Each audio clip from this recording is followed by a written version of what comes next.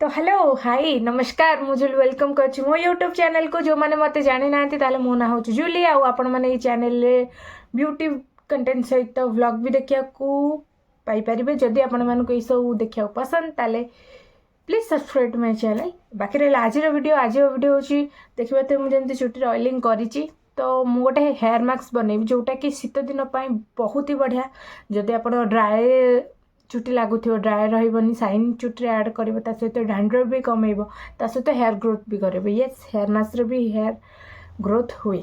तो चलते आउ डेर न करी सीधा जा प्रोसेस उपरको। तो हेयर मास्क फास्ट जोटा आम नहीं आलोवेरा ये मुझे देखिए गोटे आलोवेरा को पूरा भलसे धोईक कट करदेवी आईटी आलोवेरा ये नहीं कहीं आलोवेरा अच्छी विटामिन ए आउ सी जोटा कि चुटीर ग्रोथ को बढ़ाई थाए सहित चुटीर गोटे साइन ऐड करए सहित विटामिन B12 अच्छी जोटा कि चुटीर फॉलिकल को बहुत ही ज्यादा स्ट्रॉन्ग करें। देखिए मुझे एमती ही खंड खंड नहीं गले।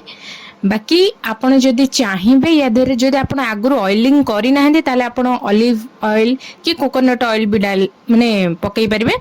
मुझे नहीं ऑलिव ऑयल पकईलिनी कहीं मो आगुरी जमती कि वीडियो रे आपण मैंने देखिले मो आगुरी ऑयलिंग कर देछि। और ये आम कर्ड नहीं कर्ड अच्छे बहुत परिमाण फैटी एसिड जोटा चुटी बहुत बढ़िया है। आउ तीन टा इंग्रेडिएंट मेन करी दीटा इंग्रेडिएंट आम चुटी बहुत ही बढ़िया होता है। आउ जमती देखिपे मो चुटी आगुरी ऑयलिंग कर देछि। ऑयलिंग कर सारा पर आम जो पेस्टा कर इवेनली बढ़िया से पूरा स्काल्प टू रूट जाए पूरा बढ़िया से लगे कि ताको हल्का हल्का हाथ रे हमको लगे दबार अच्छी को जगह भी छाड़बार नहीं चुटीर। ओके तो ये आप भावुथ भल जिनस लगे एमती कहीं मुझे कहीं मत कर्ड पसंद नुहे माने मु खाएनी किंतु चुटी भल तो लगे पड़ो सेटा लगौची आउ टिके इग्नोर करके स्मेल को आउ मत आलोवेरा बहुत भल लगे मोर बॉडी आउ स्किन मु सब बेले आलोवेरा प्रिफर करे मत बहुत बढ़िया सूट करे। बाकी आपण माने लेंथ रे जो तळे लेंथ रे भी बढ़िया से एटा को अप्लाई कर दिबे जेमती मु अप्लाई करूची। आपण माने एई जिंस जते बेले करूछंती सेल्फ केयर हैला निजो पई टाइम बाहर करंतु पूरा ध्यान से जो जिंस माने मु टाइम देई परिबी हर्बर रे कोनोसी जिंस करंतु नहीं। देखि परते मु पूरा आराम से तले बसी पड़ची मोर वीडियो चलची मु मोर आराम से मोर हेयर केयर करूची कि आपण जो कोनोसी स्किन केयर करंतु हेयर केयर करंतु आपण पूरा 100% टाइम देबे पूरा रिलैक्स है कि गोटे जिनसटा कले जमती पार्लर रे फेशियल पे जाउछंती से आपण कहीं सुई दियंती कहीं ना रिलैक्स है कि जे कोनोसी जिंस करिवे ना निज ऊपर सेटा बढ़िया से सेटा रिजल्ट दबो आ एमती मसाज कर देबे जा द्वारा कि हेयर ग्रोथ भी प्रमोट होबो।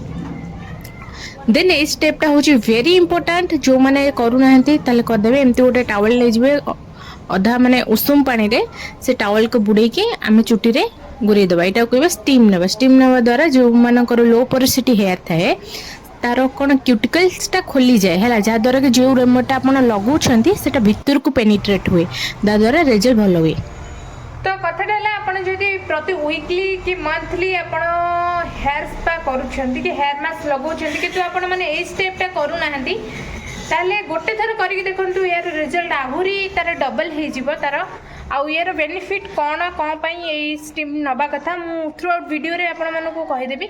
फिर भी आपन गोटे थर ट्राई करंतु ट्राई कले ही आपन जानबे को जिंसटा आपन पई भलो को जिंसटा आपन पई खराब। तो ट्राई करंतु सियोर जानबे जे ए स्टेपटा आपन को चुट्टी ते कौन चेंजेस कला। ओके आफ्टर हेयर वॉश माने मु ड्रायर रे सुखाएनी से मत टाइम लगिगला मु नेचुरल वे रे सुखाए कहीं बेसी हिट ये से मु देनी चुटी को देखि पाथुए चुटी केमती साइन करूची हेल्दी लगुची थरे ट्राई करूँ तो मत श्योर रिजल्ट कहबे। तो आई होप आपण मानक भी यही रेमेडीटा भल लगी यूज करंतु आहुरी भल लागिबो भल लागिले वीडियोटा को शेयर करंतु लाइक करंतु आ मो चैनल को सब्सक्राइब करंतु। Till then tata guys.